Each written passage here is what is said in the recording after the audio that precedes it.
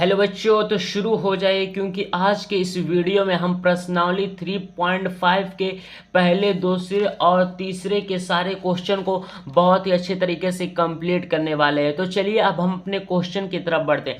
सबसे पहले जो हमारा पहला क्वेश्चन कह रहा है कि निम्न रैखिक समीकरणों के युग में से किसका एक अद्वितीय हल है, किसका कोई हल नहीं, या किसके अपरिमित रूप से अनेक हल है। अद्वितीय हल की स्थिति में उसे वज्र गुणन विधि से ज्ञात कीजिए। यानी कि इसमें अगर अद्वितीय हल आ रहा है तो हमको वज्र गुणन विधि से ज्ञात करना है। तो चलिए सबसे पहले हम अपना पहला क्वेश्चन करते हैं। जो पहला हमारा समीकरण दे रखा वो x माइनस 3y माइनस 3 बराबर 0, इसको हम क्या करेंगे, समीकरण 1 मानेंगे। फिर जो दूसरा समीकरण दे रखा वो 3x माइनस 9y माइनस 2 बराबर 0, इसको हम क्या करेंगे, समीकरण 2 मानेंगे। फिर हम इसमें क्या ये करेंगे कि a1 अपान a2 करेंगे। पहले हम a1 b1 मानेंगे, यानी कि इसमें a1 जो हमारा होगा वो 1 होगा, b1 जो होगा वो माइनस 3 होगा और c1 माइनस 3।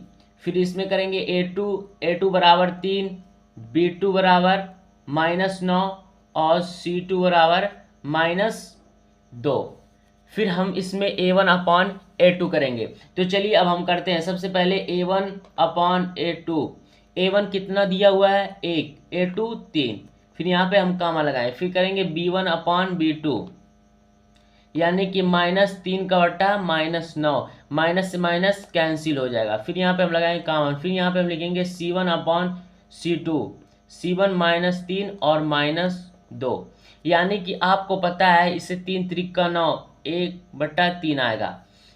यहाँ आपको दिखाई दे रहा है a1 अपान a2 बराबर है b1 अपान b2 के, लेकिन ये c1 अपान c2 बराबर नहीं, यानी कि ये दोनों बराबर है। जब ऐसी स्थिति आती है तो इस तरह से हमारा कुछ रूप होता है, यानी कि a1 अपान a2 बराबर है b1 अपान b2 के, नहीं बराबर है c1 अपान c2 के। जब इस तरह से स्थिति आती है तो आपको पता होता है कोई हल नहीं होता है। यहाँ पे हम लिखेंगे कोई हल नहीं, कोई हल नहीं होगा। ठीक, ये हमारा पहला कंप्लीट हो गया। उसमें क्वेश्चन में क्या रखा, अगर कोई हल नहीं है, अपरिमित रूप से अनेक हल है तो हमें छोड़ देना है। अगर अद्वितीय हल आ रहा है तो हमको वज्र गुणन विधि से ज्ञात करना है। तो चलिए ये हमारा पहला क्वेश्चन कंप्लीट हो गया। अब हम अपने दूसरे क्वेश्चन पे आते हैं। दूसरा हमारा जो दे रखा है वो 2x प्लस वाई बराबर 5, और जो दूसरा समीकरण दे रखा है वो 3x प्लस 2y बराबर 8। अब हम इसको क्या कर सकते हैं, इस फॉर्म में करेंगे जैसे ये है, यानी कि 2x प्लस वाई, ये प्लस का 5 इधर आके माइनस का 5 बराबर 0, इस तरीके से ये भी, यानी कि 3x प्लस 2y माइनस 8 बराबर 0। अब हम क्या करेंगे, इसको समीकरण 1 मानेंगे और इसको समीकरण 2, और इस तरीके से हम हल करना शुरू करेंगे। सबसे पहले हम a1 मानेंगे, b1 मानेंगे, फिर a2, यानी कि a1 बराबर 2, b1 बराबर 1 और c1 बराबर माइनस का 5। फिर हम इसमें a2 और b2 करेंगे, यानी कि a2 बराबर 3, b2 बराबर 2 और c2 बराबर माइनस 8। क्या हमारा a1 अपान a2 करने पर नहीं बराबर आ रहा है, यह अद्वितीय हल आ रहा है? तो चलिए करके हम देख सकते हैं। यहाँ पे a1 अपान a2, a1 हमारा कितना दिया हुआ है 2 और b2 कितना दिया हुआ है 3। फिर हम करेंगे c1 अपान c2, c2 कितना दिया हुआ है -5 और ये -8, ये माइनस। तो आप देखिए a1 अपान a2 2/3 आ रहा है और c1 अपान c2 5/8 आ रहा है। और फिर b1 अपान b2 करने पर भी अलग आएगा, यानी 1/2 आ रहा है। यानी कि चाहे हम इन दोनों से मिला है या इन दोनों से, तो हम चलिए इन दोनों से मिलाते। a1 अपान a2 नहीं बराबर है b1 अपान b2 के, यानी कि a1 upon a2 not equal to b1 upon b2। आपको पता है जब ऐसी स्थिति आती है तो क्या होता है, अद्वितीय हल होता है। जब अद्वितीय हल होगा तो हमको वज्र गुणन विधि से ज्ञात करना। तो चलिए अब हम वज्र गुणन विधि से ज्ञात करते हैं। सबसे पहले हम क्या करते हैं वज्र गुणन विधि में, पहले अपना दोनों समीकरण हम यहाँ पे लिखेंगे, यानी कि 2x प्लस वाई माइनस 5 बराबर 0। इसको हम क्या करेंगे, समीकरण 1 मानेंगे। फिर हम लिखेंगे अपना दूसरा समीकरण, यानी 3x प्लस 2y माइनस 8 बराबर 0। इसको हम समीकरण 2 मानेंगे। यहाँ पे हम लिखेंगे x, यहाँ पे लिखेंगे y और यहाँ पे लिखेंगे 1। यहीं से शुरुआत हो रही है वज्र गुणन। अब हम क्या करेंगे, x के जगह हमारा कितना दिया 2 और 3, यानी यहाँ पे हो जाएगा 2 और 3। y की जगह कितना दिया हुआ है 1 और यहाँ पे 2, और ये 1 की जगह हो जाएगा -5 और -8। अब हम क्या करते हैं, इसमें x अपान करेंगे, ठीक। तो हमारा x की जगह यानी कि अब जिसको हमको निकालना हो तो उसको हम छिपा दें, यानी कि x को हमको निकालना तो x को छिपा देंगे, इसके साथ इसका गुणा करेंगे और इसके साथ इसका गुणा करेंगे। तो ये हमारा हो जाएगा -8 और रूल है -8 के बाद फिर हम बीच में माइनस लगाते हैं, फिर करेंगे और इसका गुणा इसके साथ करेंगे, यानी कि 5 दूना 10, तो ये हो जाएगा -10। ये हमारा कंप्लीट हो गया। फिर हम यहाँ पे y लिखेंगे, y का बटा, फिर y को हमको निकालना तो y को हम छिपा देंगे, फिर इसका गुणा इसके साथ करेंगे और इसका गुणा इसके साथ करेंगे, यानी कि हमारा हो जाएगा 5 3 15, यहाँ पे हो जाएगा 15, 5 3 15 -15, फिर यहाँ पे हम लगाएंगे माइनस, फिर यहाँ पे लगाएंगे 8 दूना 16, यानी कि -16। ये हमारा कंप्लीट। फिर इसी तरीके से हमको इसको निकालना तो इसको हम छिपा देंगे और इस तरीके से इसमें गुणा करेंगे, यानी कि हमारा हो जाएगा 2 दूना 4 और 3 कन्ने 3। ये हमारा हो गया। अब हम इसमें प्लस माइनस करेंगे, यानी कि x अपान -8 माइनस माइनस क्या होगा, प्लस हो जाएगा, यानी कि +10। अब फिर y अपान करेंगे -15 और ये माइनस माइनस क्या हो जाएगा, प्लस, यानी कि +16 बराबर 4 में से 1 को माइनस करेंगे तो हमारा आएगा 1, ठीक। 3 को माइनस करेंगे तो हमारा आएगा 1। अब हम क्या करेंगे, x अपान 10 में से 2 8, यानी कि 2 बचेगा, फिर इसमें से 16 में से 15, यानी कि 1 बराबर 1। अब हम क्या करेंगे, एक मर्तबा इन दोनों के साथ और एक मर्तबा इन दोनों के साथ, ऐसे करके हमारा x और y का मान निकल के आ जाएगा, यहाँ पे y रहेगा, ठीक।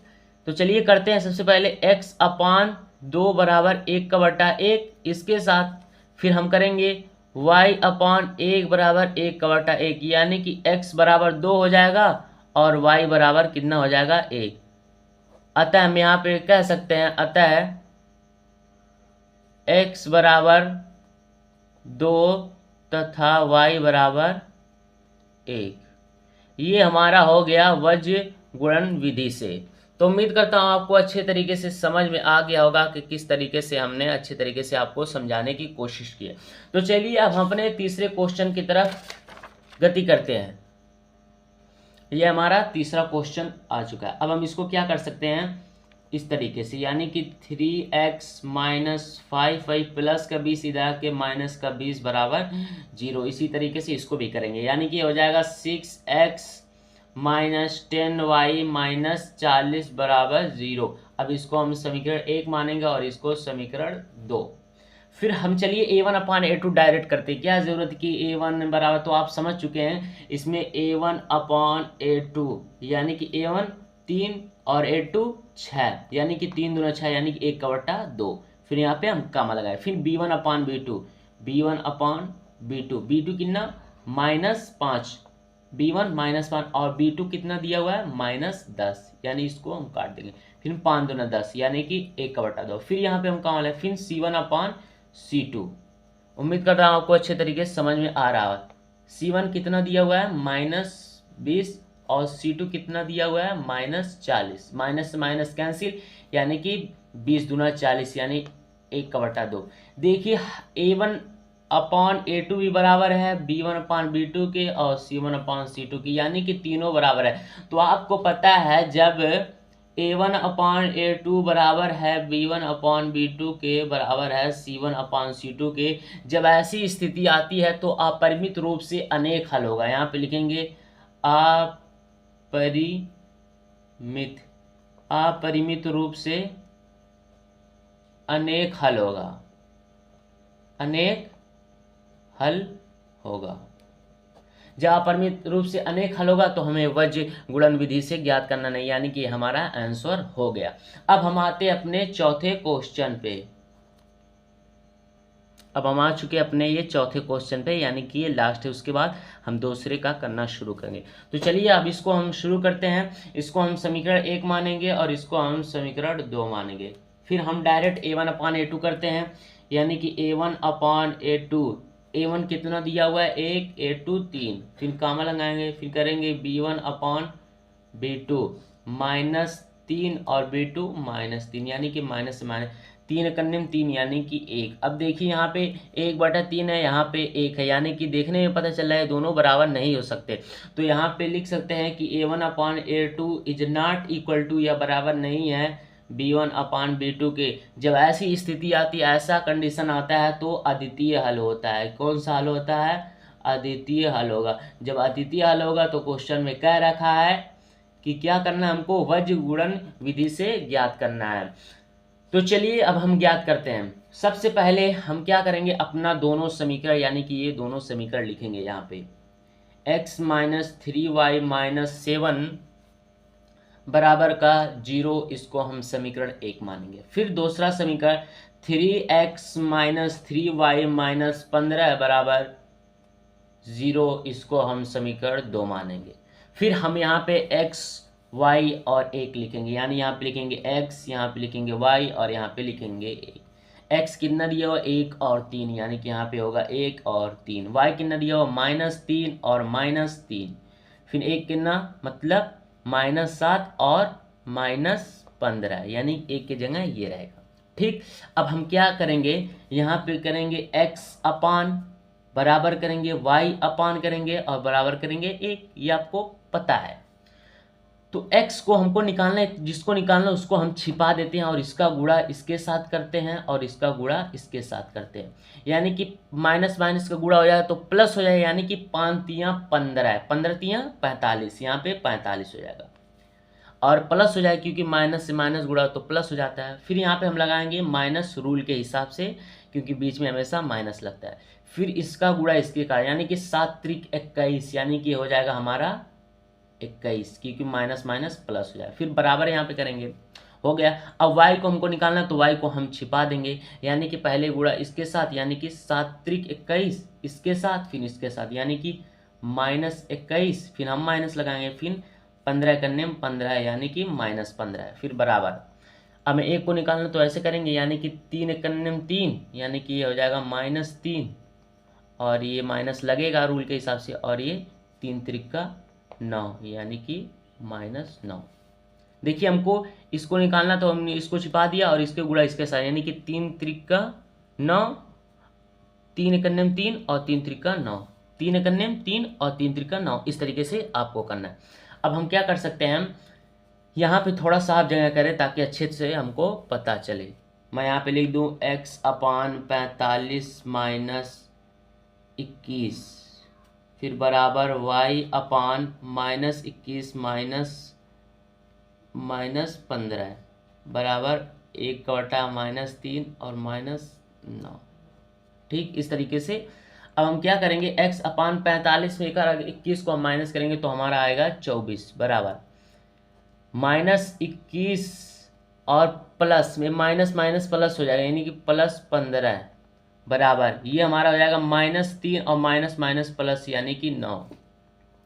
ये हमारा x/24, ये 15 6 21, यानी कि ये हो जाएगा -6 और ये हो जाएगा +6, यानी कि 9 में से -3 को घटाएंगे तो 6 बचेगा। अब हम क्या कर सकते हैं, अब एक इसके साथ रिलेशन होगा और एक इसके साथ, यानी a मरतबा इसके साथ, a मरतबा इसके साथ। तो चलिए अब हम करते हैं x/24 बराबर 1/6, फिर y/-6 बराबर 1/6, इस तरीके से आपको करना है।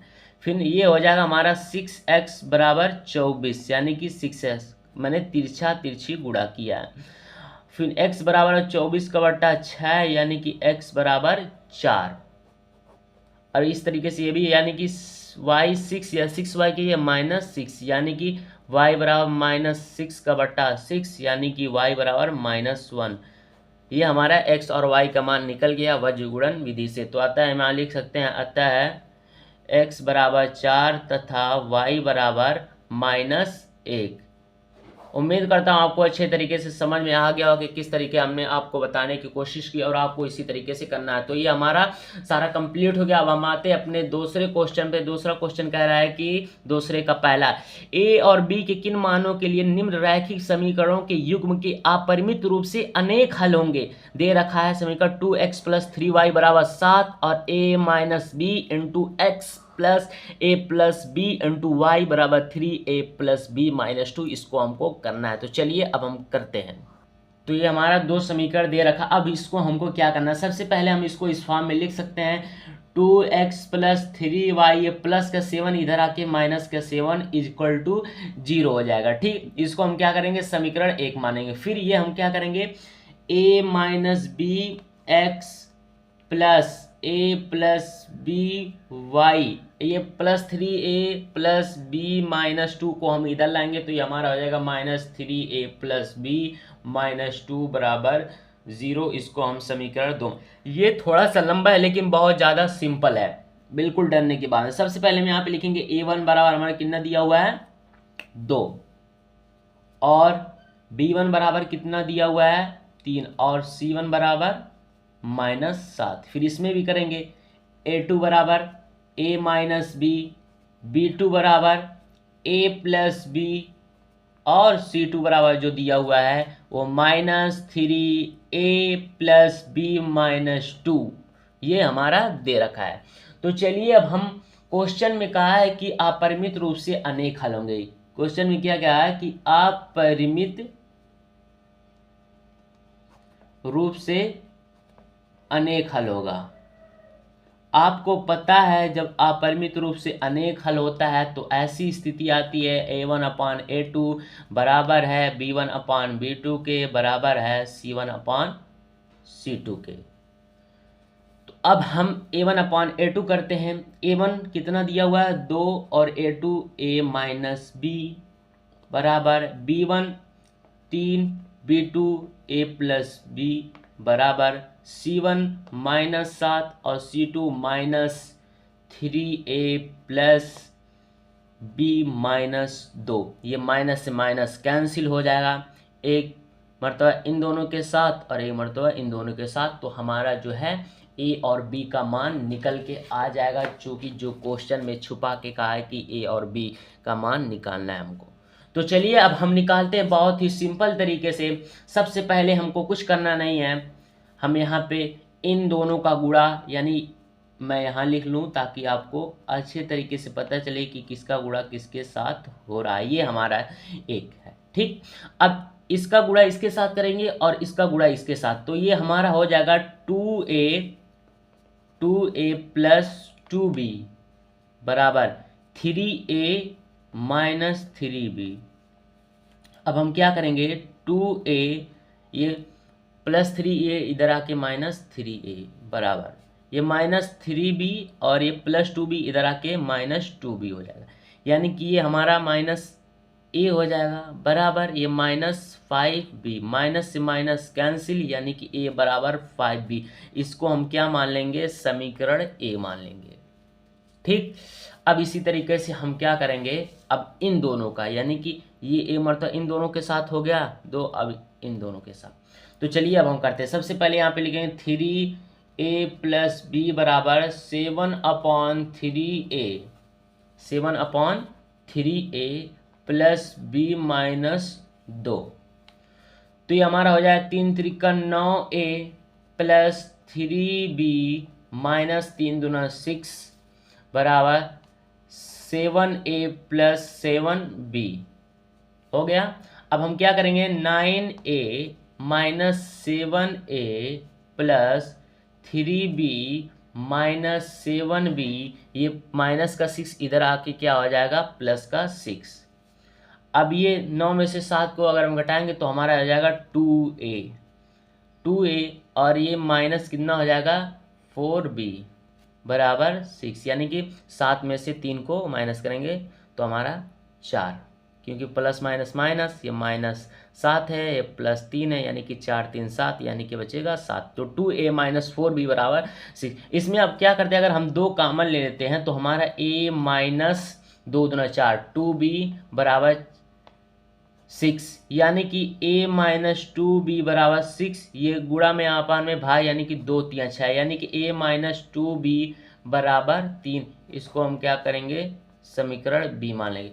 अब यहाँ पे हम लिखेंगे a का मान समीकरण b में रखने पे, यहाँ पे हम लिखेंगे a का मान, यही जो a का मान आया है समीकरण b में रखने, यहाँ पे लिखेंगे a का मान समीकरण b में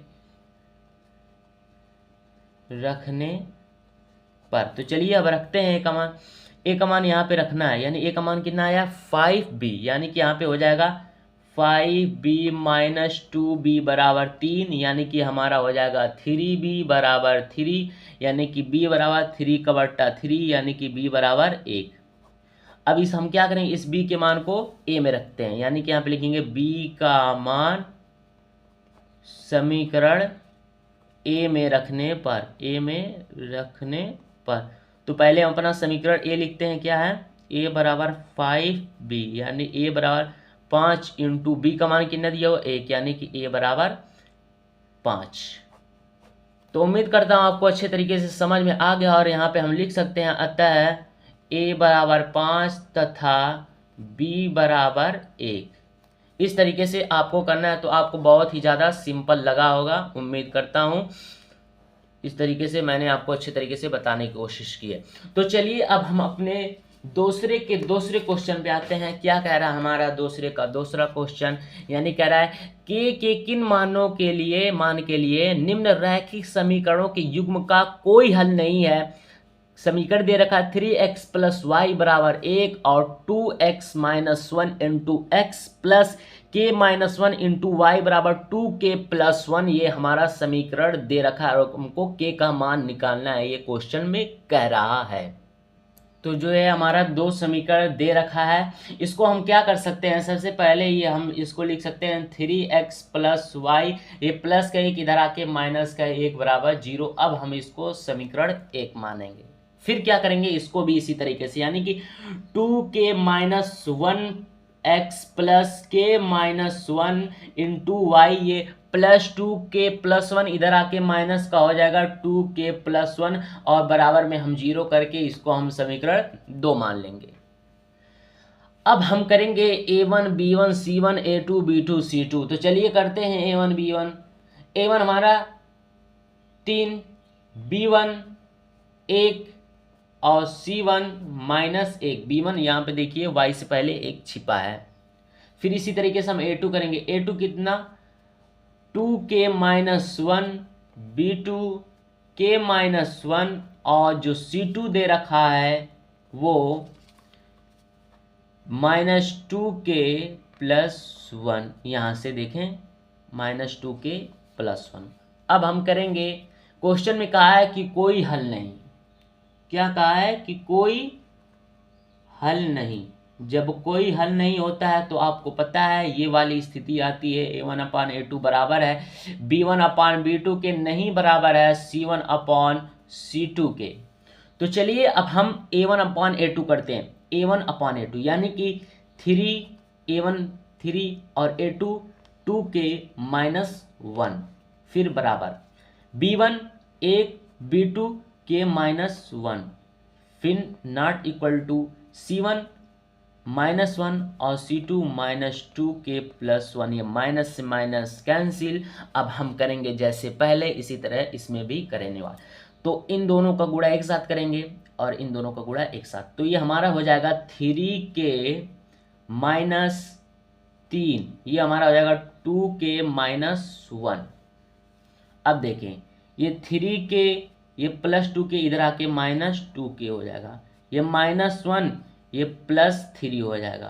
ठीक, इसमें से हमारा बचेगा 1k, यानी कि यहाँ पे हम लिखेंगे k, इससे पहले 1 है, ये हमारा बचेगा 2, यानी कि k बराबर हमारा 2, यही आंसर हो गया जो कि हमें k का मान निकालने के लिए कहा था। तो उम्मीद करता हूँ आपको अच्छे तरीके से समझ में आ गया। अब हम तीसरे तीसरा क्वेश्चन करने वाले। तीसरा क्वेश्चन क्या कह रहा है, निम्न रैखिक समीकरणों के युग्म को प्रतिस्थापन एवं वज्र गुणन विधि से हल कीजिए, किस विधि से आपको अधिक उपयुक्त है।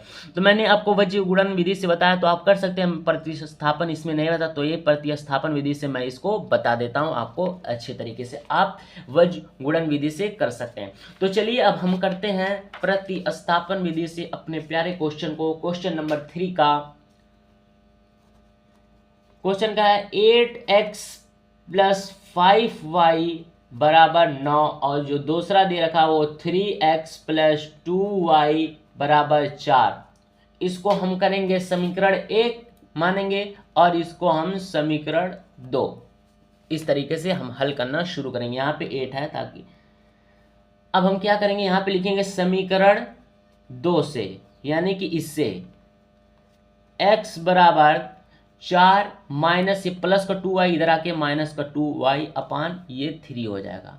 इस समीकरण से हो जाएगा कि नहीं, बिल्कुल आसान। मैंने यहाँ से x उठाया और ये 4, ये प्लस का 2y इधर आके माइनस का 2y, ये गुणा में अपान में भाग। अब इसको हम करेंगे एक बॉक्स में। अब हम यहाँ पे लिखना शुरू करेंगे कि x का मान समीकरण 1 में रखने पर, समीकरण 1 में रखने पर, तो चलिए समीकरण 1 में, समीकरण 1 क्या है, 8 इंटू x का मान कितना दिया, 4 माइनस 2y अपान 3 इंटू 5y बराबर 9। ये हमारा हो जाएगा 8 चौको 32, यानी कि 32 माइनस 8 दूना 16, y 5 तियां 15y बराबर 9 त्रिक 27। मैंने थोड़ा शॉर्ट फॉर्म में कर दिया, आप समझ सकते हैं, मैंने एलसीएम लोगे तब भी आ जाएगा। अब हम क्या कर सकते हैं, 32 माइनस 16 में से 15 को अगर घटाएंगे तो माइनस y बचेगा, और ये हमारा 27, यानी कि माइनस y बराबर 27। ये प्लस का 32 इधर आके माइनस का 32 हो जाएगा, यानी कि माइनस y बराबर ये कितना, 32 में से अगर हम 27 को माइनस करेंगे तो हमारा आएगा -5, यानी कि माइनस माइनस कैंसिल, y बराबर हमारा 5 आ गया। अब हम क्या करेंगे, इस y के मान को समीकरण 2 में रखने पे यहाँ पे हम लिखेंगे y का मान समीकरण 2 में रखने पर। तो चलिए अब हम समीकरण 2 में y का मान रखते हैं। रखने पर समीकरण 2 पहले हम अपना लिख लेते हैं। क्या है समीकरण 2, 3x + 2y बराबर 4, यानी कि 3x + 2 इंटू y का मान कितना दिया हुआ है, 5 बराबर करेंगे 4। ये हो जाएगा हमारा 3x 5 दूना 10 बराबर 4, यानी कि 3x बराबर ये 4 प्लस का 10 इधर आके माइनस का 10 हो जाएगा, यानी कि 3x बराबर माइनस का 6, यानी कि x बराबर -6 का बट्टा 3, यानी x बराबर 3 दूना 6, यानी कि ये हो जाएगा -2। ये हमारा x और y का मान आसान तरीके से निकल के आ गया। अतः हम यहाँ पे लिख सकते हैं, अतः x बराबर -2 तथा y बराबर 5। उम्मीद करता हूँ आपको अच्छे तरीके से समझ में आ गया होगा, और बाकी का क्वेश्चन इतना बचा है, चौथे का सारा क्वेश्चन हम अगले वीडियो में बहुत ही अच्छे तरीके से करने वाले हैं, क्योंकि आप बोर हो जाते हैं, इसीलिए वीडियो को छोटा बनाना आपके लिए अच्छा होगा। तो आपको अच्छे तरीके से समझ में आ गया होगा कि किस तरीके से हमको करना है। मैंने प्रतिस्थापन विधि से आपको बता दिया, आप वज्र गुणन विधि से कर सकते हैं। तो पढ़ाई करते रहें। All the very best.